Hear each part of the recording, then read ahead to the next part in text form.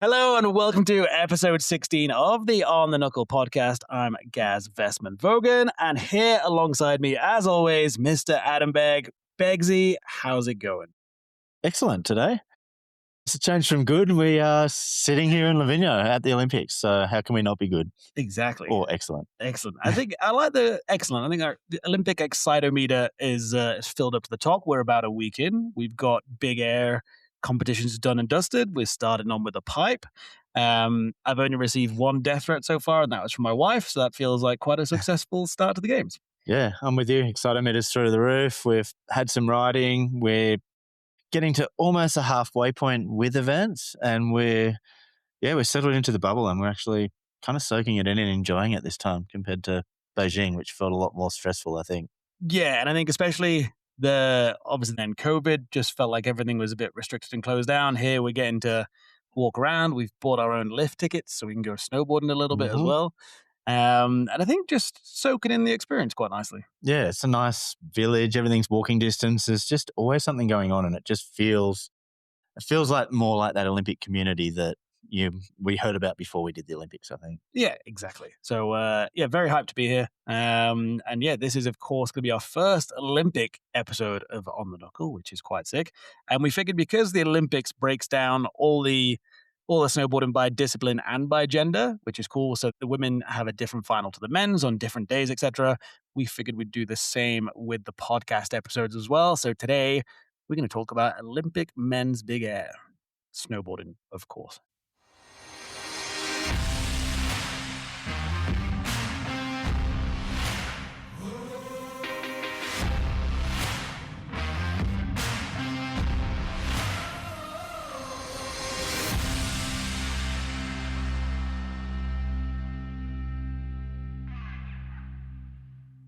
You've probably at some point on social media seen how the jump looks with the scaffolding, etc. It's pretty spectacular, and it was really cool that everything was at night. Yeah, it's a big scaffolding. It's sort of from anywhere in town or on both sides of the resort, you can see the in-run for that thing. And then at night, it's even better. Like you just see this beautiful white ribbon sort of up above the village. So the jump looks good. It sort of got refined over the last 3 days of the training. It ended up being slightly on the smaller side, I guess, compared to some of our big airs, but that had the takeoff and the landing kind of matched, and there was no speed issues. So that's the main thing. And don't believe what you read on the TV graphics. It is not 25 meters, might be 25 yards on the measurement. It looks about, I'd say, 19 meters sort of thing. Yeah. I want to say slightly bigger than we had from the likes of Kun and nicer running for those scaffolding big airs. And it is a scaffold-hybrid. So it certainly didn't get the speed bumps that the city ones seem to often get. Like the snow conditions were good. They had a bit of fresh snow the day before. It was cold. So definitely that in-run and the way it looked wasn't sort of bumpy and crazy. And yeah, the conditions were good. They were certainly chucking. And I think it was one of the best qualifications events we'd ever had. Oh, 100%. It was one of those, a lot of people seem to land. We didn't really have the usual 30% fall away. It didn't feel like that anyway. It felt like the pressure was on. And it was quite cool. It was just one heat, so we got to do full panel. Yeah, fully. One heat, taking 12. The amount of landed jumps was absolutely nuts. Yeah. They were all good scores in the 80s and 90s. Yeah. And 12 out of 30 men's dropping, 40% cut rate, which is kind of nice and high compared to when we look at World Cups and we're looking at maybe 12 or 16 out of 60. Suddenly you get a lot more of those better tricks into finals. Yeah, and I think our bubble scores were around the 60s, which is usually where you'd be looking at a podium. So it was high. It was 163. So it'd be our highest bubble, and potentially looking back through the season, that would be one of your lower podium scores. Yeah, and 160 obviously out of 200. So the average jumps were an 81.5 to be in that bubble. Yeah, so 2 excellent jumps. Yeah, which is a lot to expect people on for many riders' first Olympics, Olympic pressure, all that jazz. The other kind of interesting thought is we've got a reverse schedule to what we had in the Beijing Olympics. There we did big air last, and it was something chatting to Todd Richards that he asked what we thought of big air being first, when it's kind of typically the huck, tuck, and hope kind of discipline, and people not wanting to ruin themselves out for slopestyle, but it didn't really seem to hold anyone back. No, the jump was safe. So I think they were chucking, but we didn't see many injuries, which was great. So I think it was a good one to start on. It left us on a good vibe. We well and truly got into good sync judging. The panel's working well. We definitely feel like we're in a good place going into pipe next. And it's very, we're obviously under high pressure with all the TV programs and all that jazz, but I feel like the crew has gelled together nicely. We've been working together for the entire season, it feels like. And we've actually got quite a calm booth, and we're not letting tensions rise or the pressure get to us too much. Yeah, I'm really happy with how it's working, and hopefully the results reflect that. Yeah. And the head judge isn't too bad either.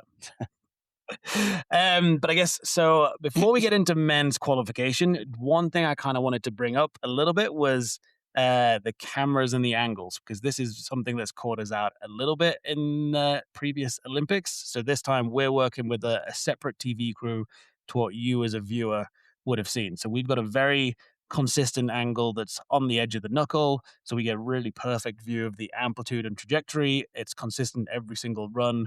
The rider never goes out of frame. We see good shots of the landing, and we do have access to a takeoff camera as well. Whereas I know there's been reports from various friends in the media of the OBS Olympic Broadcast Service, which supplies the feed to CBS, NBC, BBC, etc., etc.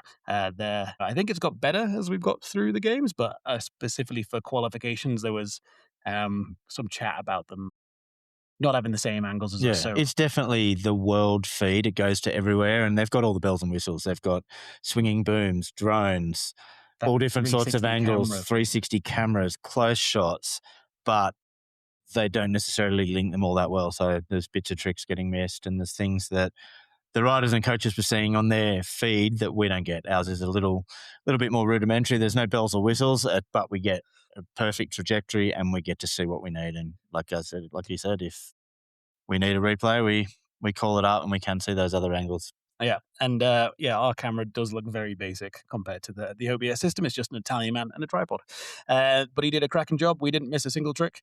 So 100% success rate, which better than a condom. Yeah.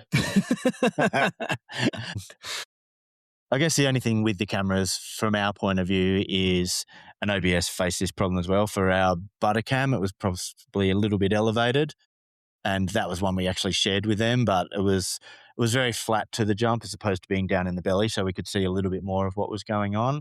And the other thing, being a night comp, no matter where you put a camera, you're looking into light and black sky, so the black on black or the light reflection made some grabs, knee grabs and stuff just harder to give a clear angle on. That was the only kind of imperfection, was if the rider didn't have a light behind him, he had black sky behind him. So but that was one we had to pause a few times to check. All right, so into men's qualifications. It was at night, as we've mentioned, so that's cool, under the lights, with a decent crowd, as it were. Not as good as for the daytime events, just because they seem to bring a bit more people in, but awesome atmosphere.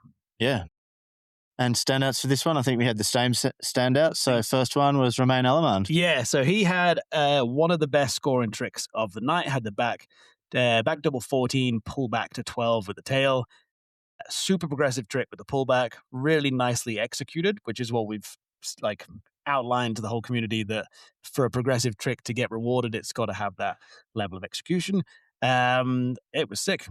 The only downside was his second trick was an attempted nose butter front 14 tail, but it just wasn't buttered. So it was just the kind of pre-spun 14 tail. And that was a trick that we looked back at extensively. Yeah, totally. It's one we were hoping we'd see, because we saw at X Games he went nose butter 18, so we were ready for something big. And then, to kind of miss the butter on the 14 was, we're really hoping to put a score to that trick, because we haven't seen butters with that degree of rotation before. Really. Yeah, and he did do a nose butter 18 in training with a really nice nose butter nollie takeoff, but he did fall on that trick first. So I think just dial down the rotation just to kind of give himself a fair score, but just missed the butter. And unfortunately, as anyone who eats toast says, no butter is a no-go. I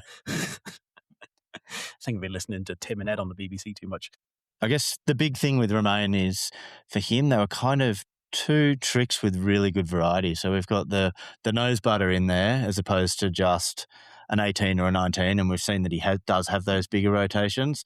And then that backside pull, which ended up nearly getting a 90. So you're almost in the 9s club, in amongst the 18s and 19s, and one of the better scoring tricks of the night. So that was good to see. Yeah, and just bear in mind that the way we'd looked at our range was we kept a little bit of the top for 21s because when Ian Matteoli's around and Hiroto Ogiwara, it's never not a possibility. And Tiger. I was trying putting to his hand up to say somebody might 21.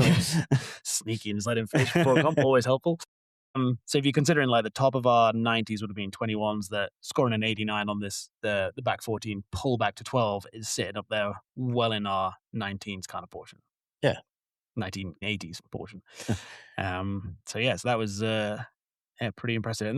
And that kind of theme ran through a few bits of like having one really good trick that was progressive and a bit more different than the spin to inside, but then not having that backup trick as well. Yeah. I guess that's definitely a standout of this event. Like everyone was landing jumps, there was big tricks, there was unique tricks, there was a lot of cool sort of rodeos and butters and pullbacks and things that definitely we got to put a score on finally. Unfortunately for those riders, they just didn't get the backup trick. So we didn't see, whilst in this one there was a lot there, we didn't see a lot of them go through to finals. So that probably takes us through to another standout, who's Mons Reusland. Oh, which again, as we say, had a very cool first trick, has the hardway switch backside double rodeo 12 indie, super nice execution, really tricky to kind of get that snap and get the rotation in, holds the grab all the way through.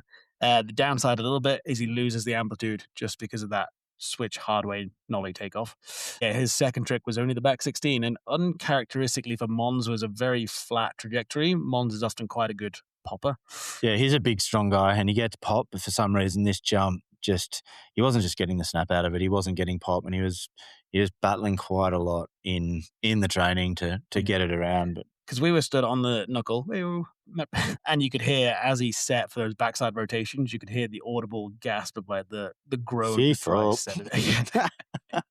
Can't say that. For any of our Norwegian listeners, you could absolutely hear the groan as he tried to set the rotation on that backside. So something just wasn't fully working there. Yeah, so unfortunately no backup trick there, but like we said, that switchback hardway Rodeo 12 it's a perler. It was super technical takeoff and just high risk, high reward on that one. He almost tackled the 9s club on that too. So even with a slightly lower trajectory, he still ended up at like an 86 or an 87. So it's like way up there for that, which is good to see. And there's only one other person that's even stepped to that trick. Yeah.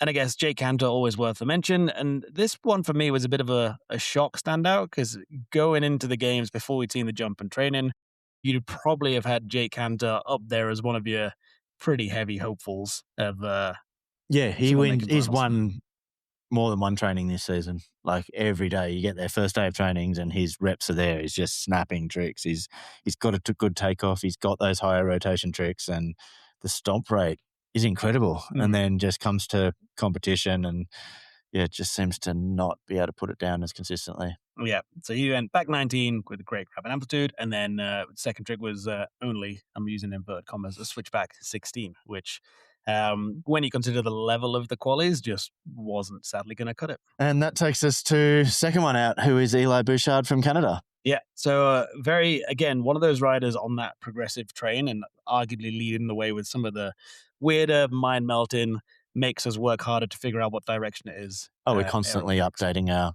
trick ID in the computer for the tricks that he texts us through. Because he's got all these boost tricks with the weird frontside shifty, backside rotation, nollie takeoff, however you want to break that one down. And then in X Games, just before the Olympics, he brought out the triple version of that.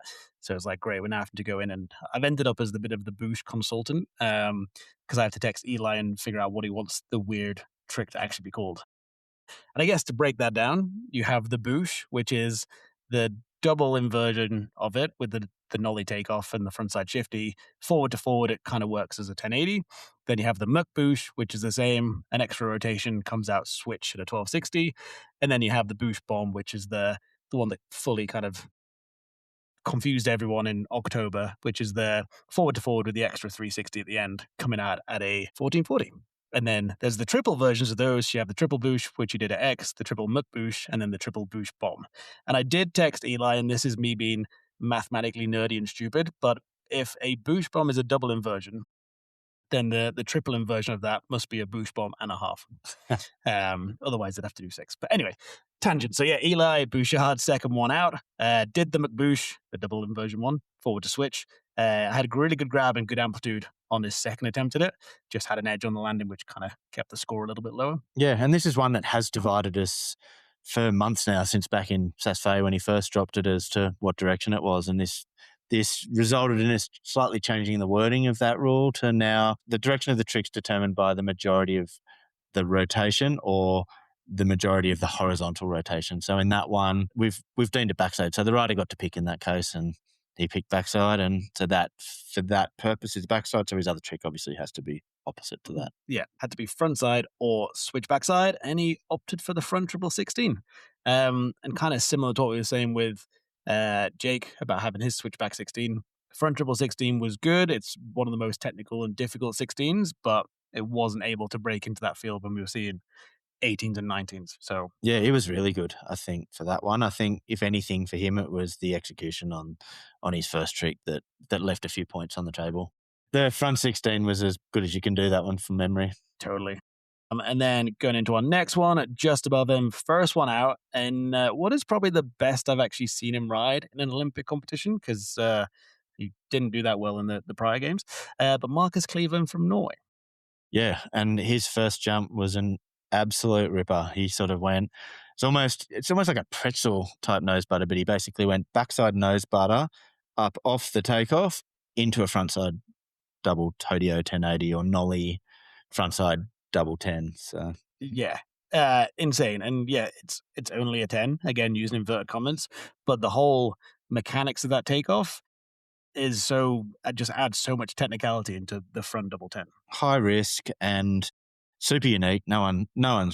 We don't see that trick ever. No. It would have been, if that was cleanly executed, that would have been a 9s club for sure. So we would have actually had a 10 in that high end scoring. Yeah, which would have been very cool to see. Yeah. Sadly, did kind of squiggle and open up a little bit early and slapped his hands on the landing. So it was a tiny bit of landing execution, which is just what kept it down in the 80s. Yeah, and I did get a few messages about that one, and from the sounds of it, it just people didn't get to see how technical that takeoff was. They didn't get the nice takeoff angle that we'd asked for that reason. Yeah, and I think this is where having our own feed and our knowledge of stuff, just to blow our own trumpet slightly, we're aware of all the riders' various tricks, so we're aware of which ones definitely need a double check on the takeoff if it's not noticeable.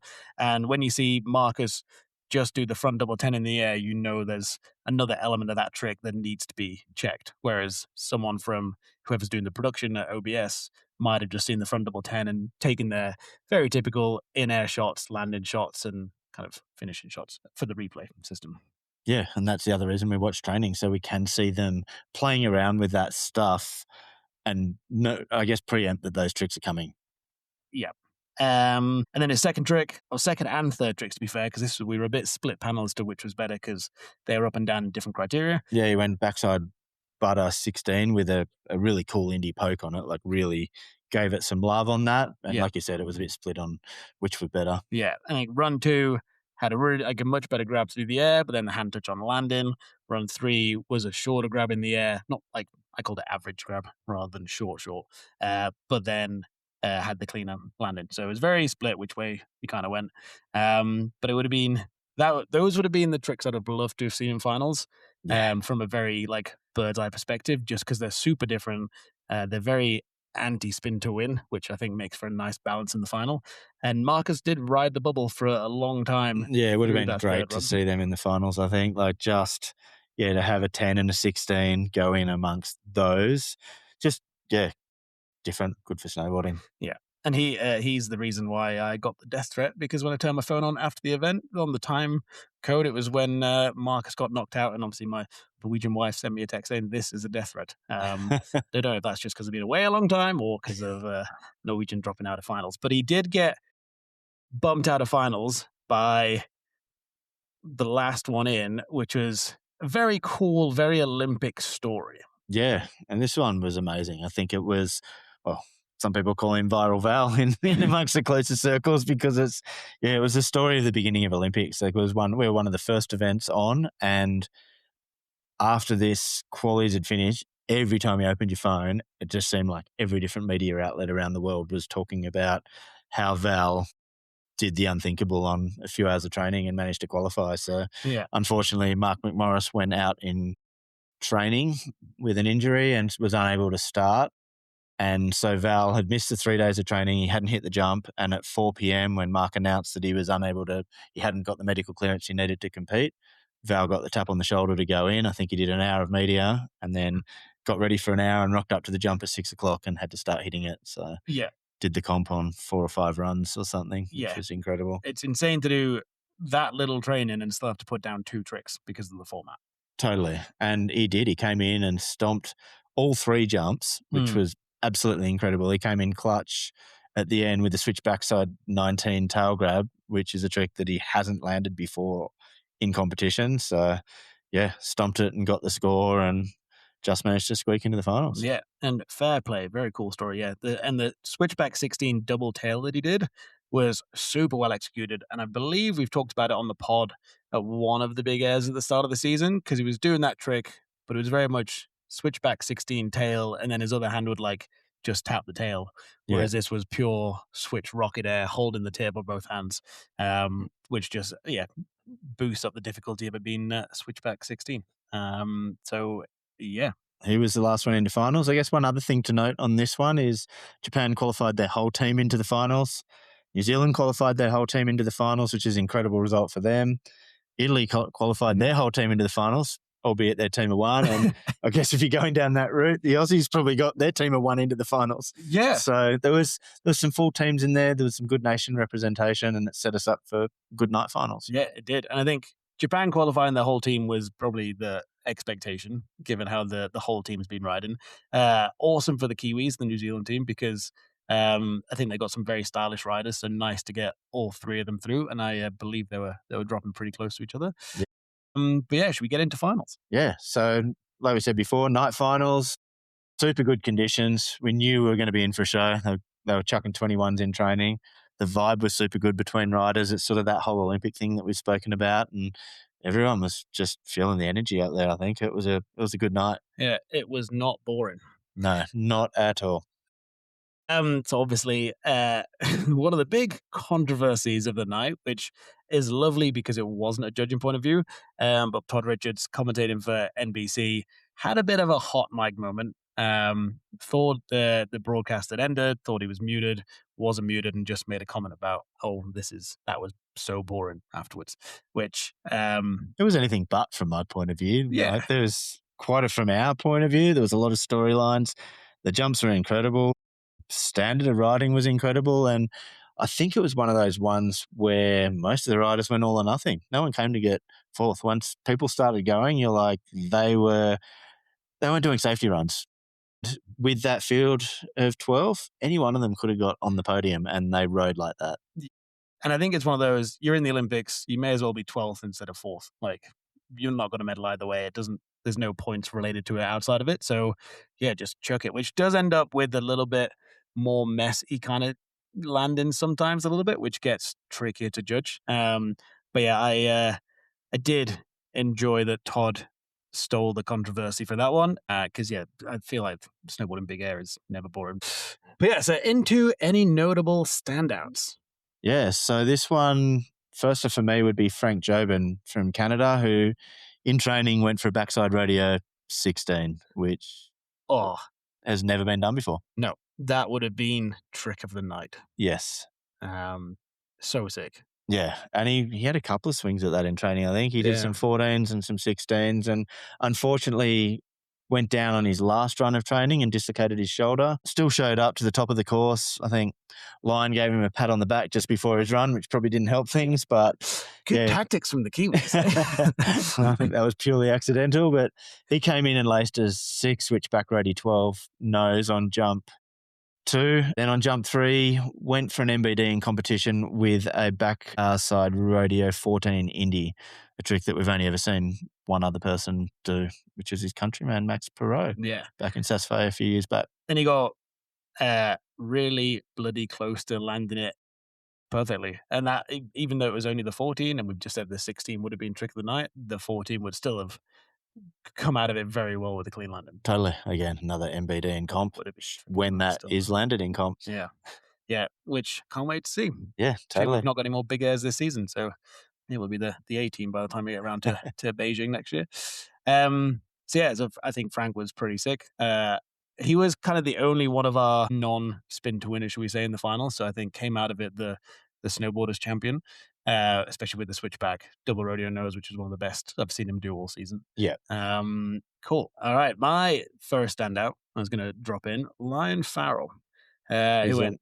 Is he on your list as he's well? on my list Oh, as there we well. go. Yeah. Went back 18 rocket, and it was super nicely done. So back 18, double nose grab, held the grab so well through the rotation, put it down really nicely, and with great amplitude.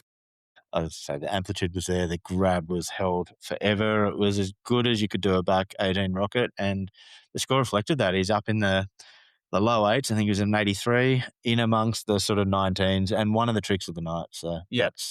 that was a good jump. And again, just from I guess, a behind the scenes perspective, we had heard insights that people were tempted to chuck 23s. So our scale that was kind of maxed out at 21s in qualification then dropped further. So still getting into the 83s as well into that 19s. Yeah, it was a cracking score for that trick, and I'm glad he got it down. It's just unfortunately didn't get his backup trick. Yeah, so he was going for the front 18 tail, got pretty close to landing it, couldn't stick it, and over rotated, and did the revert, which was not ideal. That's not something that goes down well. I did speak to him afterwards, and he just said that kind of what we were saying, like he couldn't leave anything on the table, and that trick has kind of haunted him a lot in contest.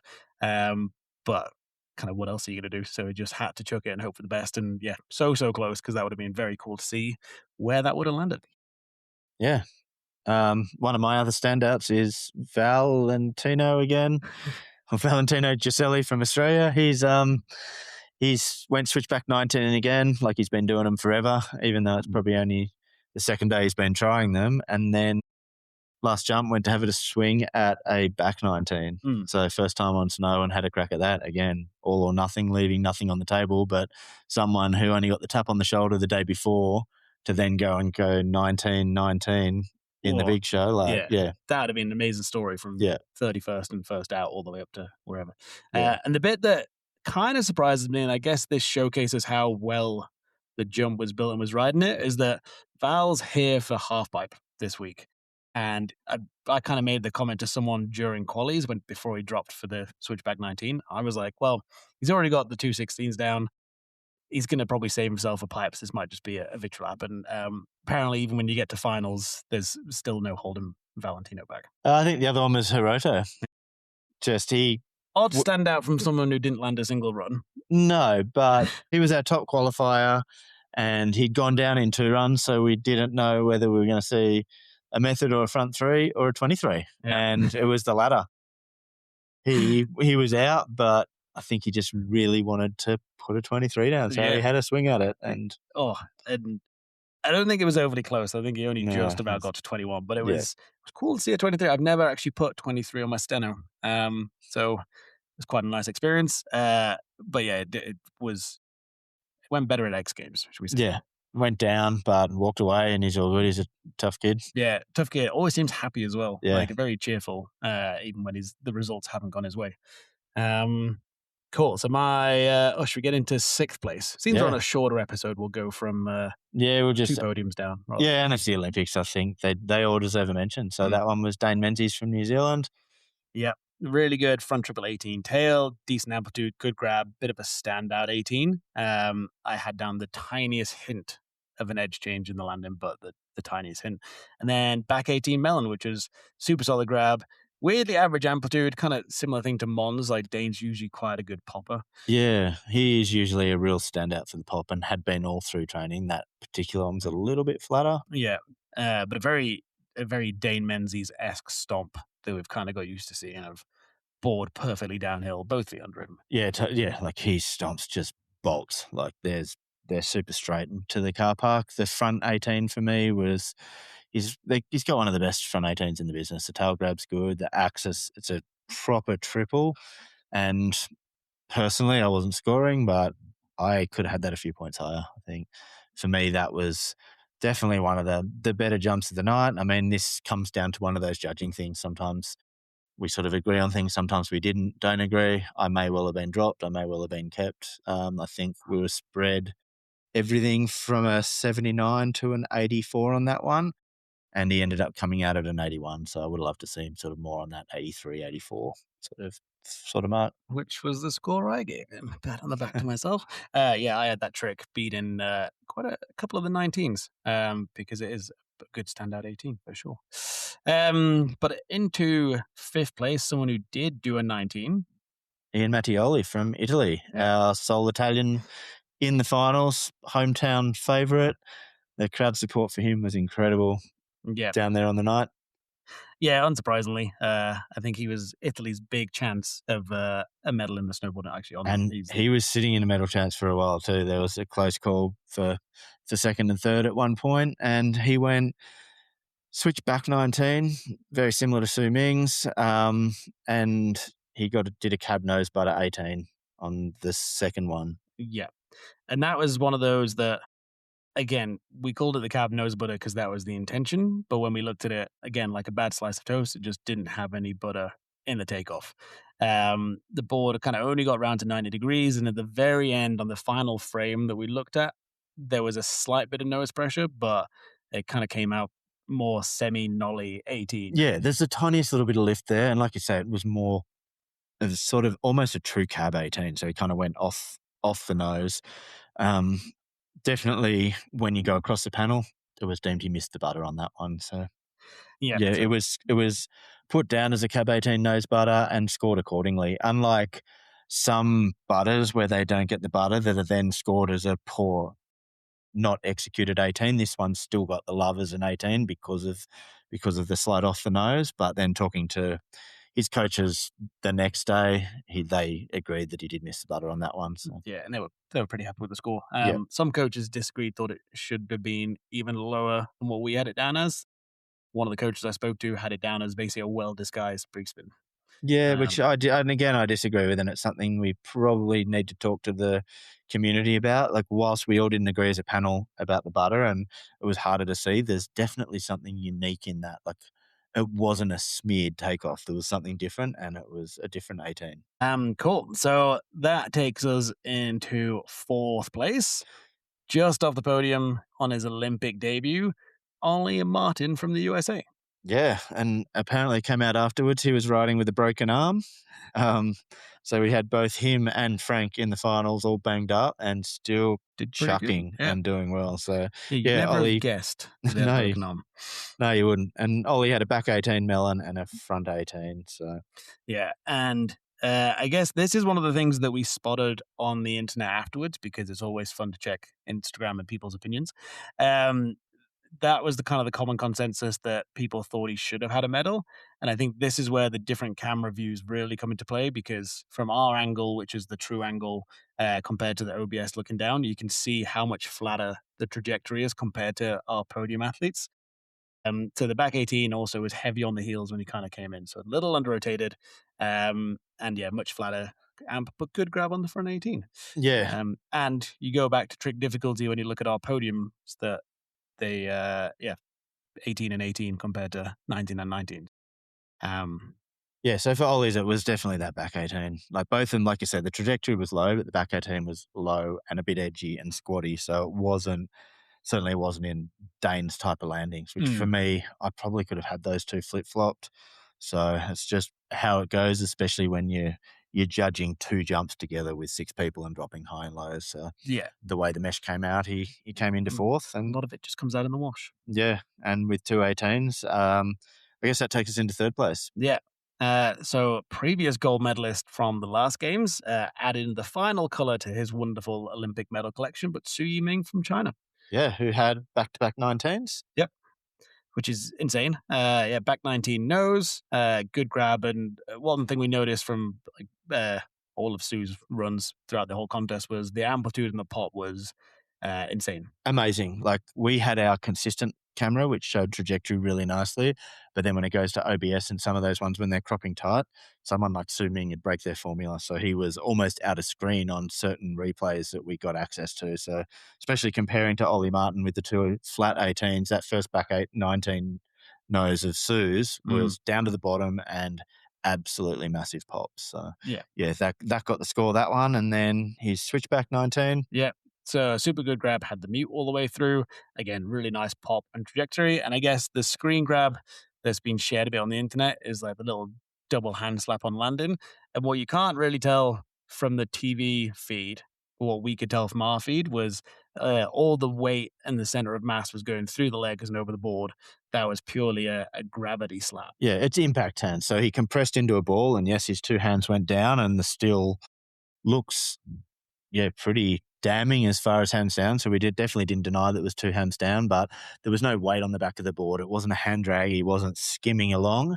And for that one, it was because he went down to the bottom of it and he got points deducted as such. So when we went back and had a look, Ian Mattioli did a very similar thing on his switchback 19.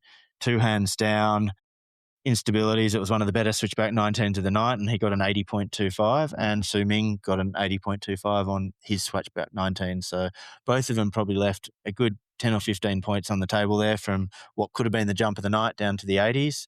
Yeah, because I think before the hand touch, that was probably a 90s 19. Yeah, for sure in my eyes. So yeah, they got deducted accordingly for an impact hand, not a hand drag.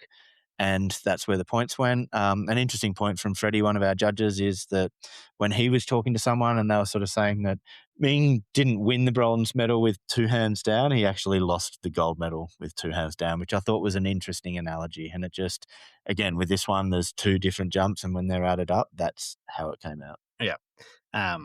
Which is just, the way it is. Yeah, and interestingly enough, on that one, had you guys taken another 5 points off him for the hand impact hand, had you docked 20 points for that, he still would have been in third place. There was a little bit of a drop away down to fourth. So I'm very happy with that podium. And like we say, it is two jumps combined. So even with a little executional flaw on the second one, it's still a clear podium for that one. Yeah. But right, into second place, silver medalist at the Olympic Games, Ryoma Kamata from Japan. Yeah, and here we go with our spin to win. Yeah. It was, good. He had a back 19 melon and a switchback 19 nose. Yeah, and both super clean grabs. Not short grabs again. I class them as average grabs. There was could have held them a tiny bit longer. But both really clean landings, very much stomped, which is sick. With full respect to Ryoma, he probably wasn't the Japanese favorite to get a medal when you had the likes of Kira, Taiga, and Hiroto there. But on the day, rode really well. And even tried the back 21 on run 3 just for kind of a Hail Mary and very Super Bowl themed tactics the night before the Super Bowl. Totally. So, yeah, two good jumps. And like you say, he wasn't one of the two that, like most people said to me afterwards, they weren't the two Japanese I picked to be on the podium. So. Yeah. But yeah, it's sick. Just amplitude was the bit that kind of kept him away from first. It was, again, a little flatter trajectory than we had from our gold medalist. Kira Kimura from Japan with two perfect jumps. Two back 19 melon, switchback 19 mute, both, perfectly done. Great amplitude, no knee grabs, all fully clear. And I think the obvious winner, I think everyone was pretty stoked on that. Yeah, they were the two best jumps of the night. So that one was clear. So like we said with the podium, it was two really good clean jumps on top, two good jumps, but not quite as good as the top two jumps for second, and a good and one with some instabilities for third. So Kira Kimura takes gold here in Milano, our first gold of the games, which is really cool, and Japan's first gold as well. Yeah. So congrats to all the riders, because it was a hell of a show, but big congrats to the podium athletes. Yeah. Our first medals awarded, first Olympic event of the season done and dusted. Yep. Andrew Regley's first event as an Olympic judge. Yeah. Popped his cherry. Yeah. That was a good one all around. We're stoked with how that worked out. And yeah, we're super pumped going into women's next. Yeah. And we would have ended up going to that podium ceremony. We just got tied up a little bit for a few minutes afterwards, just waiting around. But yeah, they are very cool ceremonies for sure. Totally. So yeah. Su Yiming took a selfie, even though they were explicitly told not to take phones up on the podium. No, they get given a phone. Oh, is that so right? So the guy gives them a phone, and then they take a selfie with that. So I've got a photo of our women's podium, which we will cover in the next episode. Oh, fair enough. I did not know that. That's quite cool. Yeah, so I Well, think maybe Samsung being a sponsor, maybe it's a Samsung Flick phone, and so yeah. every podium they go and do a selfie with it. Yeah. So hopefully they end up getting a copy of that because it's a cool, That is cool quite little gesture. Yeah, very uniquely placed. And Samsung, if you are listening, we'll be more than happy to take selfies in the booth if you do provide us with a photo. So Yeah, stories, whatever. yeah, Just anything we're good at content, we think. So 2 flip phones are on the knuckle, please. yeah, there we go. But all right, so that is it for our men's big air episode. I'm still buzzing off that one, and talking about that one just brings back how exciting that was to see. And the next episode we'll cover is going to be the women's big air. Totally Yeah, looking forward to it. yeah. So hopefully you're enjoying the Olympic coverage. Tune in, follow us on Instagram. We're a little bit limited to what content we can put out because of the various rules in the Olympics, but we'll do our best. So follow us at On The Knuckle on Instagram.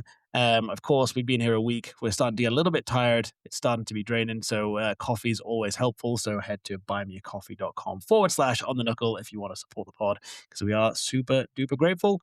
Tell all your friends, anyone who's tuning into the Olympics and enjoying the show, then send the podcast their way so they can learn a little bit more about how the results came out. Other than that, I think we're on a ciao for now moment. Yeah. Sweet. We'll catch Very you in the next Italian one. of you. Yeah. I see the hand gestures in the background. So ciao for now, and we'll see you in the next one. Ciao. Milano Cortina, that's the next big scene. The Olympics are coming, a dream so keen, so tune in close.